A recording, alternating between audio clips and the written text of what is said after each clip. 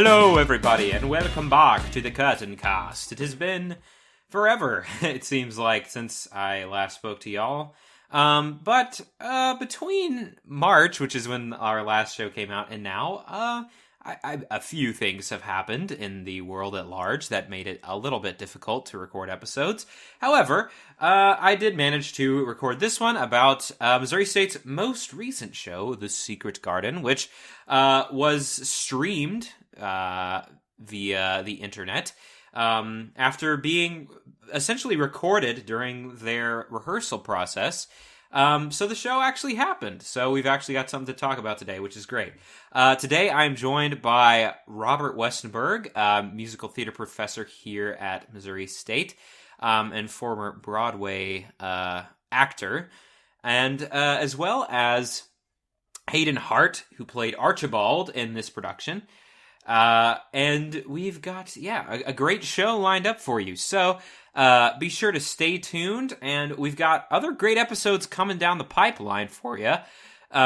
So just keep an eye on that feed. Watch this space, because we got stuff coming down the pipeline for you. Okay, well, I am going to shut up now, and we're going to go ahead and get into our first interview. Enjoy. Hello, everybody, and welcome to a very special episode of the CurtainCast, the very first video episode, assuming all goes well. Today we are talking about Missouri State's most recent production, and a long time coming, The Secret Garden. Joining me today to talk about the process has been the director of this fabulous show, Robert Westenberg. Hey, everybody. Hey, Bob. How are you doing today? I am good. It's good to see you, Stephen. Great. It's great to see you. Even though we are recording this over Zoom, of course, for precautionary purposes. Yeah, but now I can see you without a mask, which is exactly. Great. Yeah. Which is not a privilege we are afforded in our classes. Not often. So let's go ahead and jump into it here. So, sure. You guys started the process of this show a ways back, right? Like last semester. Yeah. So I'm guessing. When did you actually start, and when did it become when did it become apparent that things were not going to go as planned, I guess, regarding the show? Well, we started pre-production last summer. So that's when Heather Llewellyn's the music director. That's when we start digging into the script. That's when we start making fundamental decisions about the production. Start working with the designers in terms of the approach to the show and all that. So we had several months of pre-production beforehand. And then we got into it with the actors. We cast it at the beginning of December of last year. And then we started rehearsals in February. So we went full-time rehearsals 5 nights a week, 4 hours a night, through February and much of the first half of March. And the pandemic was happening, and I mean, you all lived through it, so you know how it sort of snuck up on us and didn't sneak up on us, right? It was a long time coming, and at the same time, when it hit really hard. Mm-hmm. So we had gone through the first part of our rehearsal process, and we're about to go into the theater, which is when we move from the studio to the theater for the technical rehearsals, which means that the set was mostly built, costumes were mostly built, wigs had been purchased, things like that. And the whole show had certainly been designed, obviously. And we went to New York in March for the showcase, for the New York showcase.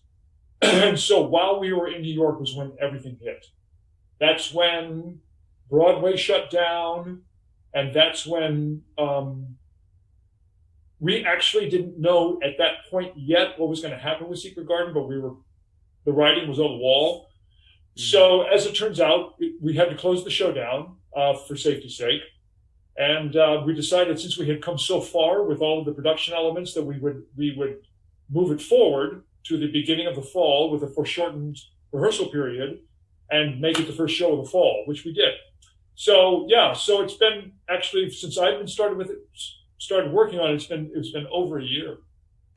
So Wow. yeah, it's been a long time coming. Yeah. Truly in the works for ages now. Yeah. Yeah, I remember those. Not to get too off topic, but like when the pandemic was starting up, there was kind of a liminal period, I want to say, where it was like, okay, how much is this actually going to affect things? And exactly right. Yeah, exactly like, right. The CDC was saying stuff like, hey, you need to be prepared for this to affect your everyday life in a major way. And I remember reading that and thinking, well, I wonder, like, to what end or to what degree. But I feel like as soon as the two big things that I was like, oh, was when they canceled sports, like all sports games, when the NBA shut down, and the NBA. Oh, yeah. NBA was the first one. Then Broadway, right? Mm-hmm. But I remember even when Broadway shut down, it was, I think I was still in denial, you know, and then we realized, no, we simply can't move forward. So it was tough. It was, it really did kind of sneak up out of nowhere, which is really unfortunate considering how close, I mean, really this close you all were to getting into space and I know. You know, finishing it up. But that said, you all managed to come back and the show is done and has been put on and recorded and shipped out onto the streaming platform. Yeah. What was it like working with those cameras? I know it definitely changes the way the picture of the show looks. Well, yeah, it's that was probably the biggest learning curve for all of us, because we brought in a streaming system, and we were given 4 cameras, and so all of a sudden now we had to think about what it looks like on the other side of a lens and what it looks like on a computer or a television screen versus live. And so we made some staging adjustments for that. We had to make some lighting adjustments for that. And you have to remember, if you saw the show, it had to be edited on the fly. There was no post-production. We couldn't take a look at what we had and go, you know what, I think we should have switched to that camera and go back and reinsert that new shot. There was nothing like that could happen. Whatever camera we picked up on in the course of the performance, that was the final cut.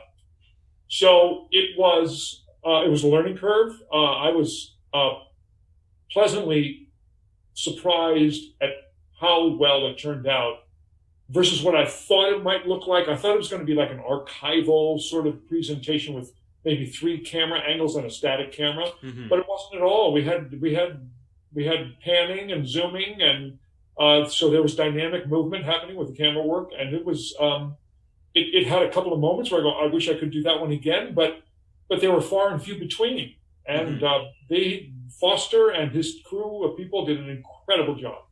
Yeah, I was stunned at how effective it was in a lot of spots. Really being able to, I mean, Koger is amazing. Like, I love, there's a certain level of magic that you just can't have when you're not physically in the space, right? But cameras provide so much, just this great window into the nuance of the work. You can get in real close and real tight and really see those faces, So, I mean, I remember seeing the second act for the first time and remembering how surprised I was at how good it was and how moved I was all over again, seeing it in a new medium and realizing, oh, this has real potential to still be impactful. For sure. Yeah. Beyond the kind of logistical matters of the pandemic, you also were personally kind of bringing an interesting angle into this show as somebody who was with the original cast. Yeah. Yes. You were. You were the Doctor, right? Yes. Neville Craven. Yeah. So I'm curious. First of all, how that experience sort of shaped you, and how it maybe shaped the shape of the shape. How it sort of formed this show, and how it influenced you. I'm not sure I know if I have any specific answer for you, except for the fact that not only was I with the original Broadway production, but my wife and I did a workshop of it. Oh, wow. A pre-Broadway workshop, yeah. And I actually played Archie in that, and Kim played Lily, and we went up to Skidmore College for 2 weeks. While Lucy Simon wrote about 14 new songs for the show, and threw all of them out except for one, I think. And then she had another workshop, and then she was just songs flowing out of her. It was all about process for her. So I had that experience with it, and then when I did the show, instead of playing Archie, I played Craven on Broadway, and then and I've also directed it again. I directed it in Texas before I did this directorial version of it. So because of that relationship, I think it has a certain life inside of me, mm-hmm. that familiarity with it in terms of the characters' viewpoints and what needs to happen in terms of the storytelling, that I hope is helpful, that I hope helped me to create a good, strong version of it. Gotcha. So you've been with it a long while. Yeah. Is there any challenge or weirdness in directing a student who is specifically playing a part that you lived with for so long? Is there like some? No, I just insist that they do it exactly the way I did it. There you go. Of course. Oh, no, it doesn't even come into play. Mm-hmm. Right? They have their own individuality, and I want them to bring all of that to the part. So people have asked me that question before, and honestly, it doesn't factor into it at all. You know, that's another actor playing that part, and we deal with it from that point of view. Gotcha. Yeah. I saw this show on I believe it was the Thursday night show, and I really enjoyed it, and I didn't really I guess I didn't really know anything about the Secret Garden up until this, except that there was a little girl and a garden and a sick boy. Well, it's interesting you say that. It's the book by Frances Hodgson Burnett is amazing. Mm-hmm. I mean, amazing. And a 21st century male who's never read anything about it can read that book and be deeply moved by it. It's why it's a classic. Mm-hmm. It's a universal classic. One of the I think one of the hard parts about the recording was that many of the sound issues were happening in the first 15 minutes, especially with Mrs. Medlock. Mm-hmm. And she's talking with all this other stuff is going on, both visually and acoustically, choral singing, full orchestra, a lot of movements going on. It's the prologue, mm-hmm. and she's laying down the framework for the entire play, and it's really hard to understand her. Yeah. So if you're coming into the story cold, stone cold, without knowing anything about it, I can see where you might get a little bit confused and lost at the very beginning on what the hell is going on. In fact, it's Lucy Simon who wrote the music. She called me here in the office a couple of days ago when she found out through, I think, Playbill.com that we were doing the show. So I haven't talked to her since we did it back in the 90s. And she just wanted to say hi and congratulations and blah, blah, blah. And we were talking about the prologue, and I was talking about how the filming of it has been one of the major challenges because there's so much going on. And she went, yes, there's so much going on. And she was saying it from the point of view of one of the creators of the show who herself had great difficulties with the prologue, mm-hmm. right?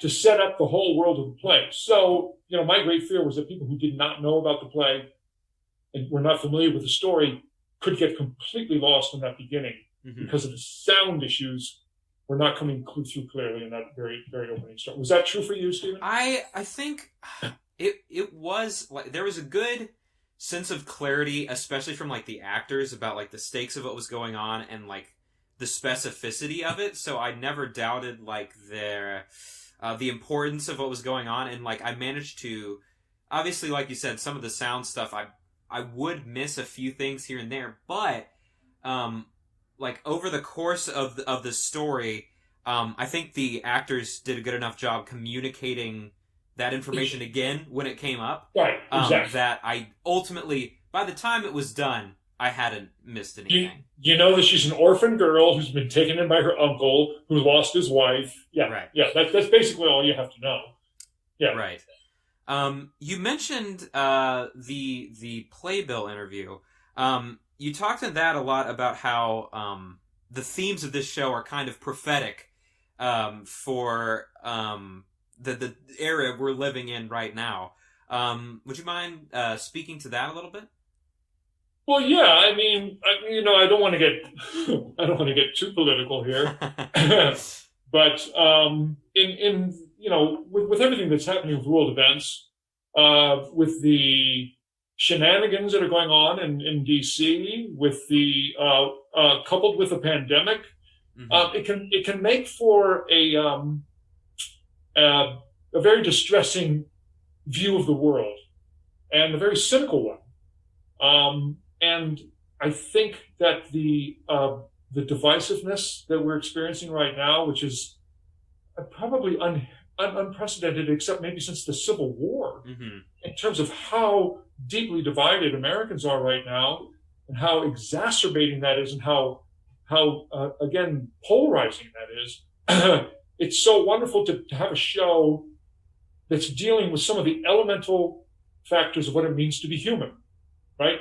And hope, right? Archie is a character who is hopeless in the beginning of the play. And I took that, I carried that all the way in the scene of the duet with his wife near the end of the play. He literally tries to commit suicide, and it's in the text. That's not in the stage directions, right. But in the libretto, he's continuously talking about why should I continue without your love, right? So I took that all the way, and then it's through her love for him that he is redeemed. So he is not hopeless. He goes from hopeless, seemingly hopeless, to actually hopeful, to being restored again, to redemption. And the thing that redeems him is that he's able to love himself again and able to love somebody else and let somebody else into his life. And that's, frankly, that's what needs to happen. Right. In this world that we live in, we need to believe in redemption again. We need to believe in hope again. We need to believe in one another again.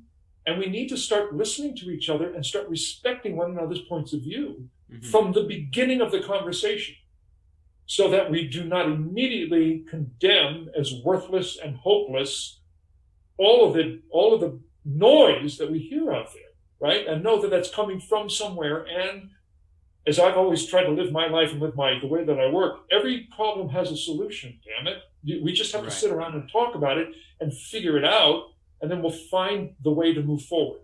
So I just think that, this play helps me believe in human beings again at the most elemental level. That we are redeemable, that we are worth loving, and that it's worth moving forward. Right. Yeah. And you look at it, and I think the themes of like magic and spirits in this show kind of plays into that. Charms. Right? Yeah. Because like back in Shakespeare's day, a lot of in his text, there's a lot of comparison or even a claim, you could say, that words are literally magical and the effects they can have. And in this play, that basically happens, right? Well, he says, charm comes right out of the ground. And it does, right? It's called the life force. It's the whole thing about Wick and the plants, and they may look dead. Archie may seem like he's dead, but there's something Wick inside that, right?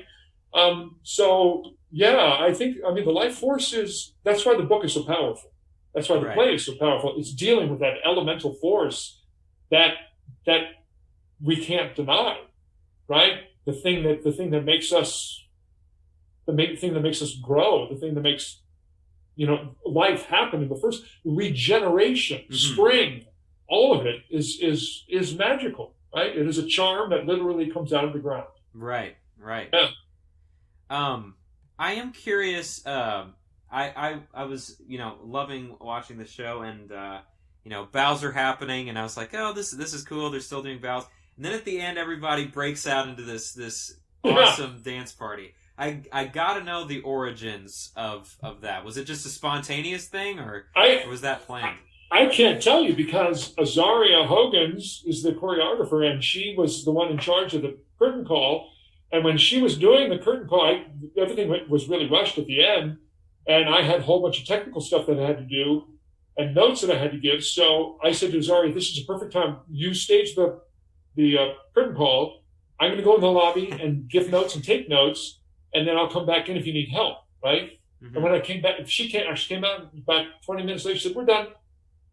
I said, "Okay, everything good?" She said, "We're good." So she's fantastic, and I totally trust her. So I didn't actually see it until that next night when we performed the show, and they did it, and it just looked so perfect to me, and so joyful, and such a release after everything that we have been through with the show. And the fact that they have to do the show in masks, and everything about that those students endured so heroically and so professionally, they needed that chance to let it out, and it was spectacular.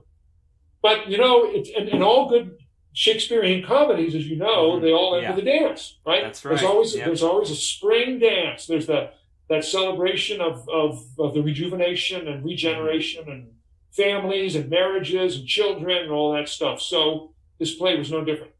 Yeah. So that came from Azaria.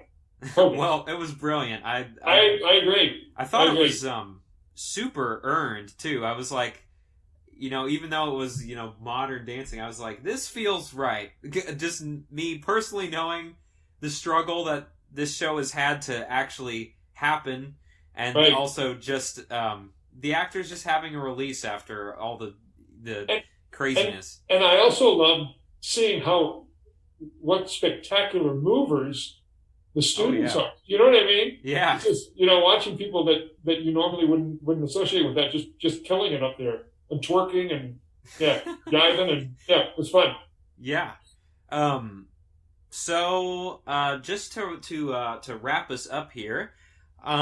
Going ahead from this incredibly unique and you hope once in a lifetime experience directing a show during a pandemic, what do you think you learned, or like what do you think you'll carry forward after doing this show? That's an interesting question. I think one of the things that I learned, and hopefully the students got a piece of it as well, was what was interesting to me was rehearsing this piece for an audience. So the whole end game, the whole final product, the whole viewpoint of it was to present it to a live audience. Mm-hmm. And when that was taken away from us, and the dynamic, as you said in the beginning, sort of a magic that you experience when you have the interface with an audience, and how they feed one another and how they change one another because of their presence, was taken away from us. And for instance, when Hayden and Zach sing Lily's Eyes, okay, that's a huge number, and they killed it, right? I guarantee you that would have gotten a thunderous applause at the end of that.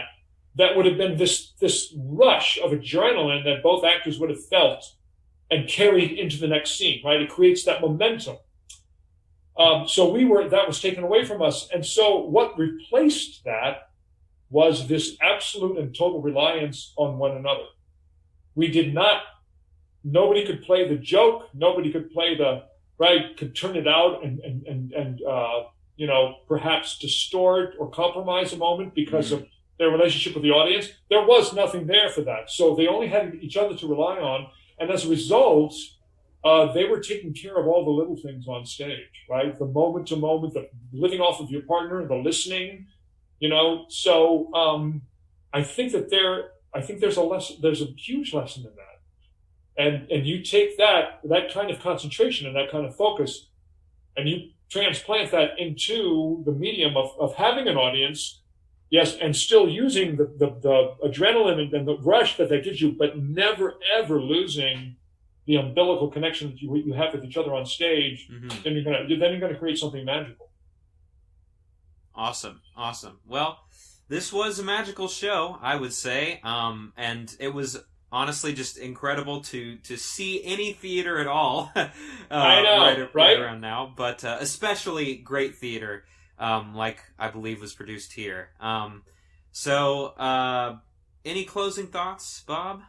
I don't know. I think we've covered anything. Any Secret Garden stories that I want to tell from the original production? Oh, actually, I do have one quick one if we have a second. Oh, I'd love it. So we did a student matinee of this show. Remember, this is New York, Broadway, and it was a student matinee. So we had a whole bunch of students from around the boroughs mm-hmm. that came to see the show.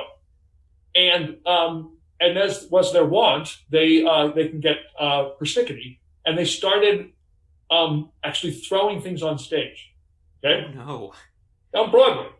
Okay, wow. So Mandy Patinkin was playing Archie, and they started throwing things, and they started chattering and they started laughing, and it was right at the end of the show when Colin stands up out of his wheelchair and says, "Father, look at me, I'm well." It was that moment, okay, of all moments.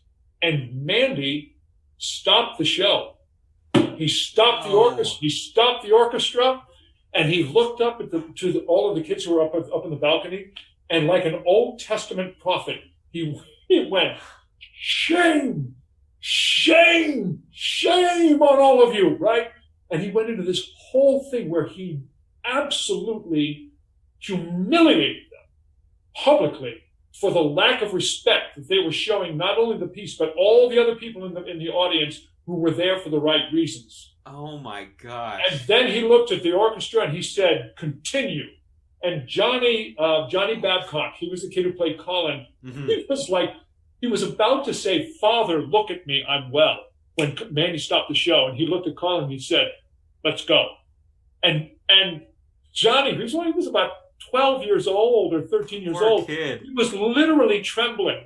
He was shaking because of what Mandy had done. He never expected. He was fucking peed in his pants, and he had to pick up the play from that point and say, "Father, I'm well." And when he did it, his voice squeaked, "Father, I'm well." And it was one of the most moving things I have ever seen. And everybody on the stage was weeping.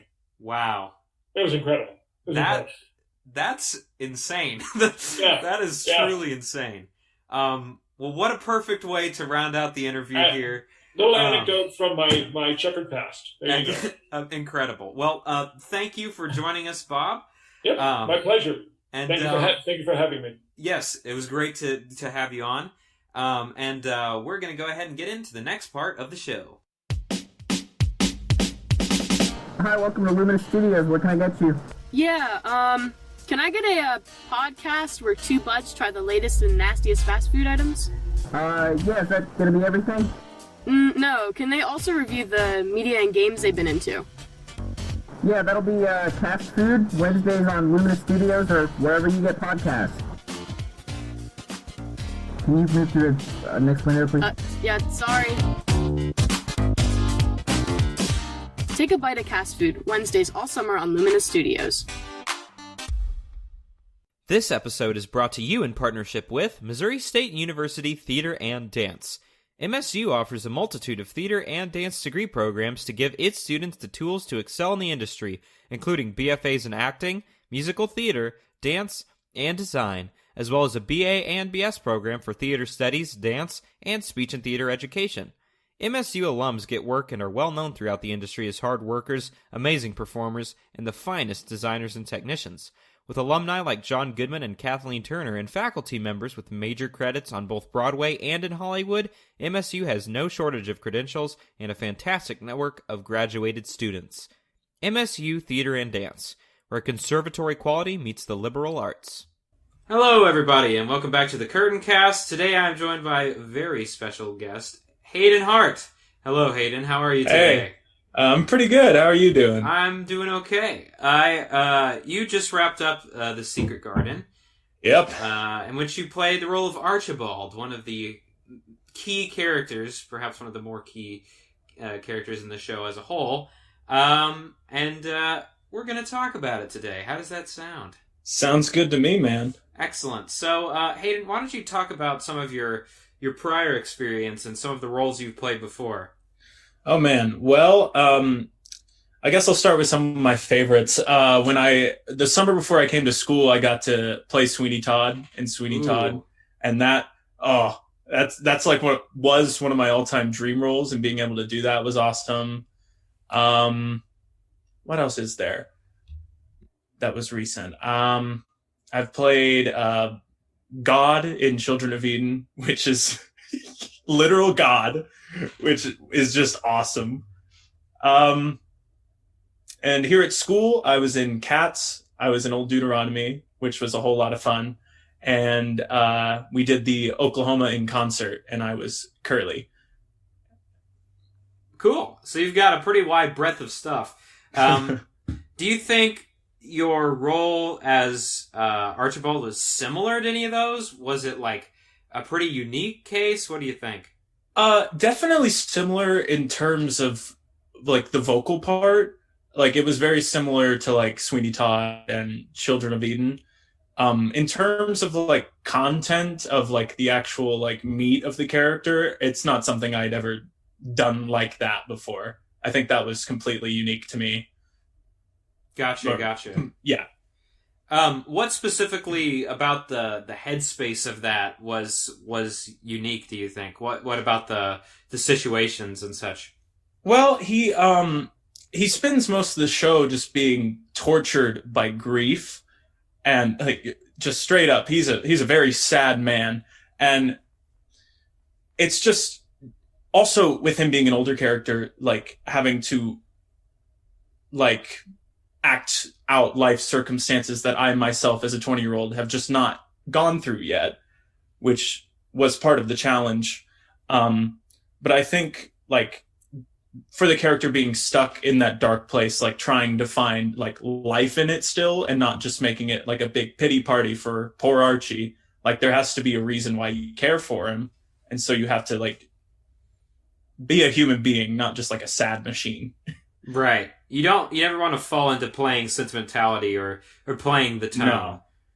Right. No, because that just gets boring. No one wants to see that. Exactly. Speaking of some of the logistical stuff, what were some of the logistical challenges? I know kind of a lot changed between spring and fall. You guys were really close to being done, and then we had the whole show on its feet, and then like we were about to move on to the stage, and then just kind of had the rug taken out from under you. Completely. Logistically, honestly, I thought there would be more that would have to change, but the main thing was the clear masks, which, let me tell you, they are not great to perform in. Like, not ideal, but the fact that we got to do it at all because of those masks is pretty cool. And we had to change some of the partner dancing to be distanced, and a few other like small blocking things. But most of the time, it was pretty simple. We got temperature checks every rehearsal before we started. We had hand sanitizer everywhere, socially distanced as much as we can. We had people spread out in a bunch of different dressing room areas, because usually they just shove us all in like 2 rooms for guys and girls, but they had like 6 different spaces to keep everyone safe. Whoa. So many varieties. Yeah, they used some of the lecture halls in Craig as dressing rooms, which was actually smart because those are huge spaces. So, right. Did you feel that the mask kind of... Did it hinder you at all in your performance, or did you eventually get used to it? At first, 100% it did. 'cause at first we were just using the cloth ones because we didn't have clear ones, but like even then, just like you would open your mouth to sing like a proper vowel, and then it would just start slipping, and you'd be like, oh well, now I gotta fix it, and it'd just keep falling off. And they made you sweaty. They were so hot. But practice makes perfect. You just keep using them, and then you get used to them, and you just kind of deal with it moving. Like you just find the slickest way to like subtly put it back up in position. You just get used to it. Cool. In terms of one sort of major aspect was recording instead of it being a live performance. Bob mentioned a lot how you didn't have like the energy of an audience to go off of, and it was all kind of reliant on each other. Speak to that a little bit. Yeah, so filming a show that's meant for a live audience is weird. I'm just going to say that. Really cool, but it's weird. The main thing that was weird, especially when I was like watching the performance, is like laughter, and like how like holding for laughter like just wasn't a thing. And like while watching it, it's like, oh, it's kind of like, it was just weird. But like finding the energy on your own, it actually was kind of nice not to have the pressure of a live audience. Like every performance just felt like another rehearsal, which made it feel like a really safe space, and like felt very free to just like do what we've been doing like this whole time. Like there's no pressure. Like it just felt like we're doing it for Bob and like all the tech crew in the back, but then it's being filmed. So I really thought I would hate filming a show more than I did. I actually really liked it. It was very relaxed and a very like, and also like being able to stop in the middle of a recording session, like one of our runs, like was just weird. You like that, you don't do that in live theater, but like if something went wrong, we could just be like, hey, let's go back and fix that, because we can. Yeah, there's some ease to it, and yeah, like a you lot said, of ease. Yeah, lots, like the pressure is kind of off because you can make a mistake and just, all right, let's just go back and do it again. Exactly. So, in terms of your relationships with some of the folks on stage, I know Mary Lennox, obviously, you have to develop a lot of sort of complicated feelings about. What did the formation of some of those things look like in your head?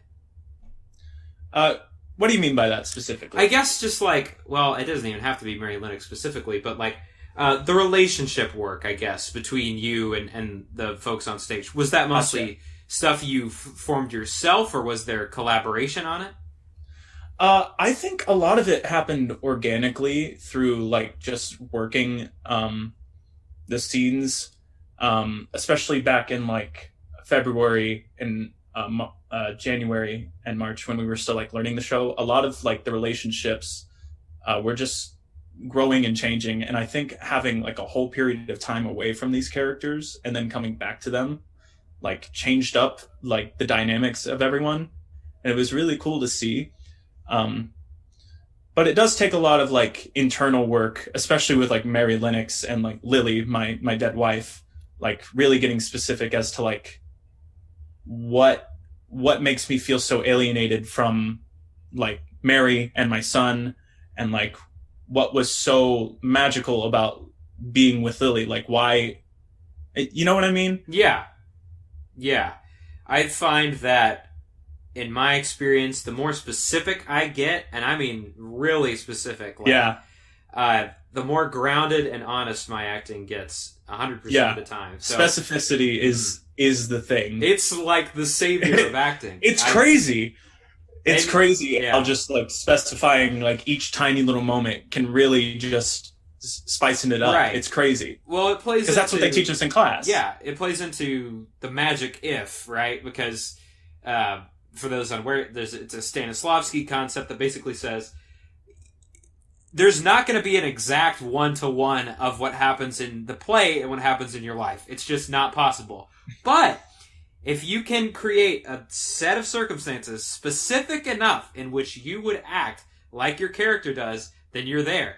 Like, if you can craft those memories and make them real for you, then that's where you need to be. Bingo. That's all where it is. the magic happened. So, yeah, so like you said, with something as serious and as sort of terrifying and brutal as like a wife dying, that's a case where without specificity, you're just stuck. You're not going to be able to go anywhere. Yeah. And you can get caught in the trap of playing the emotion instead of like playing what you want. Like that, the death of acting is just playing emotion, being like, I'm sad, so I'm just going to act really sad. Like, again, no one wants to watch that. Exactly. But you don't want to indicate either. No. So I think you all managed to strike a really good balance of that. And also playing period, right? Remind me the specific like time and place. This seems like it's in England. It was around 1906, around there, in Yorkshire, and also in the at the very beginning in like the British Indian colonies. Yeah. Gotcha. Was there any like cultural stuff you all had to learn and like practice from that, or did you kind of fall into it pretty naturally? The main thing was the accent, and everything else kind of fell in naturally, especially when we got costumes. It just like everything clicked. It feels like you're there. Those costumes were awesome. Like being in like a 3-piece suit just kind of makes you feel it. And that accent. The accents were hard. Accents don't come easily to me at all, but those help too, just ground you in the period and the time. It's, yeah. For sure. So in terms of the message in the story, I know one scene must have been very intense to play when you're away in Paris and contemplating suicide. I gotta know some of the process on that for you. Yeah. So let's see, where do I even begin with that? A lot of this show, I think, is a redemption story for Archie, and just at that particular point in the show, he's obviously at the end of his rope. He's so consumed by grief, and like he's just unable to move on from the loss of his wife, which I've had to go through similar things in my childhood, holding on to grief and just not being able to let go of it. But I think the moral of that scene and the whole show as the whole is that you have to let go. You have to remember the moments you had with them, and like you can still love them and still remember them fondly, but you can't just stay stuck to it, or it will kill you. And another thing is that Archie is such a closed off guy. Like he can't even like talk to his son face to face. He feels all this grief towards his son for being, he feels responsible for him being a cripple because Archie's a hunchback and he thinks that he passed it on to his child. So it makes him a very closed off individual. And I think the show is about opening up and learning to just accept yourself and accept the world around you, if that makes sense. Yeah. No, I totally buy that. A lot of kind of that acceptance comes through the magic of hope that Mary kind of provides. Oh yeah, she is a beacon of hope in this show. Yeah. It's incredible. How, I'm curious, Lily appears in the scene with you. Did you take that as literal, like as her spirit was actually there, or was it just the memory of her kind of holding on to you? In the moment, it felt stronger for me to see her literally there. I think just in the sense, like the whole show, I'm like wanting to find her, like wanting to see her, and then it's that moment where I finally do, and it's just like this feeling of like euphoria. Yeah. Like there was a moment I remember specifically where she puts the gun down and then like just like touches my shoulders, and like that was the moment where it just, I don't know, it felt like a relief wash over. It was one of my favorite moments in the show. It felt really impactful to me. Yeah. Yeah. And I think even if we as an audience maybe think it's not literal, that it's the memory. Yeah, and that's totally valid too. Right. For the character, living in a world where that is actually happening makes it so much stronger. Oh, yeah. Then you've got what you want, right? Your wife is back. And that, like it's finally happened. Yeah. Totally shifts the scene.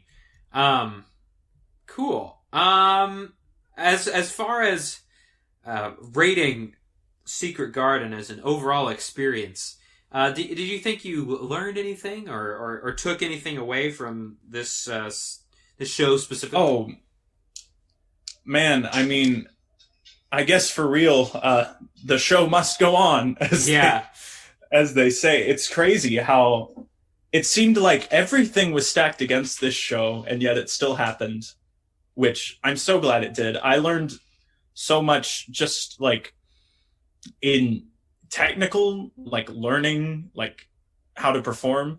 Like, Archie was a very vocally demanding role for me. I don't think I've done anything quite of that, like, difficulty, just in general. And so learning how to actually, like, do it and learn how to sing more healthily and consistently, that is something I will take away from this, and hopefully use for the rest of my career. And just the character of Archie really resonated with me. I really like him. I really like that guy. And I think every character I've ever played teaches me things about myself. Like, if that makes sense, like, makes me realize more things about myself. It makes me feel more realized. And so just more of that was happening. Gotcha. Well, I'm glad to hear it was a good experience, and thank God it actually happened. Thank God. I'm still surprised that it happened. I really thought with everything that was going on, it just wouldn't come to fruition to no one's fault. But right. It just seemed like everything was kind of stacked against it, but I know. It happened, and it was great. Hooray. Hooray. All right. Well, any closing thoughts, Hayden? Do you got anything to plug? Anything that people should check out? Oh, I wish I had something to plug. For once in my college career, I'm just enjoying a break. I've been going, like, crazy hard since sophomore year, and I finally get a breather. So I don't got anything to plug. Follow me on Instagram, I guess. I don't know. What about your Twitch channel where you stream Mario Odyssey speedruns? Oh, that's man, That's theater right there. That is theater. That is theater. I wish I still did that, or I definitely would plug it. But fair enough. It's been a while. Well, thank you for coming on the show, Hayden. Of course. And now we are going to get into the next part of the show. All right, CurtainCast is a production of Luminous Studios, and I am your musical theater luminary, Stephen Horn. Thank you so much for listening today to this most recent episode of the CurtainCast. And like I said, I hereby make it my solemn vow that more episodes are coming down the pipeline for you.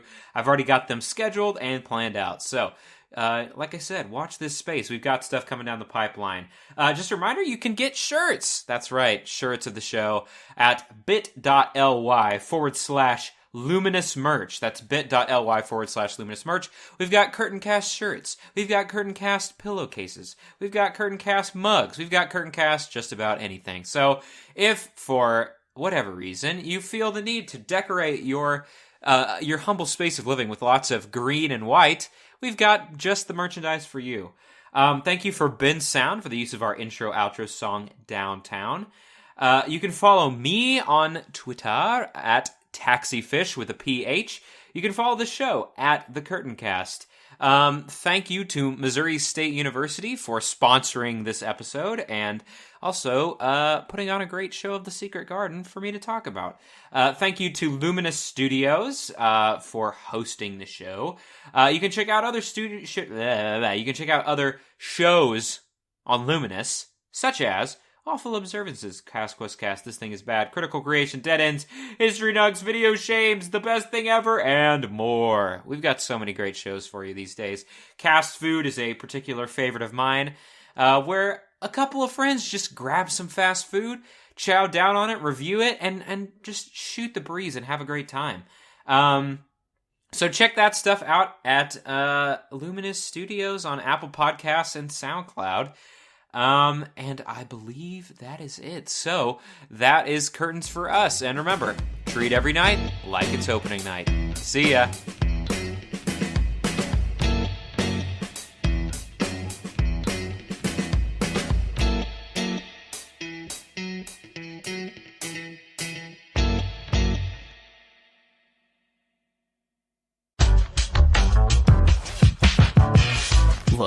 There's a lot of stuff out there, and there's basically no time to consume it. How are we supposed to know what to check out first and what's safe to ignore? Well, at long last, there's a podcast devoted to exactly that. The Best Thing Ever is a brand new show about systematically determining the best thing ever. On every episode, 2 items enter and 1 leaves, moving down the bracket towards that elusive title. After we've covered everything that exists, we'll come back for round 2. It's a long-term project. Check out The Best Thing Ever, launching this Christmas on Luminous Studios or wherever podcasts are found.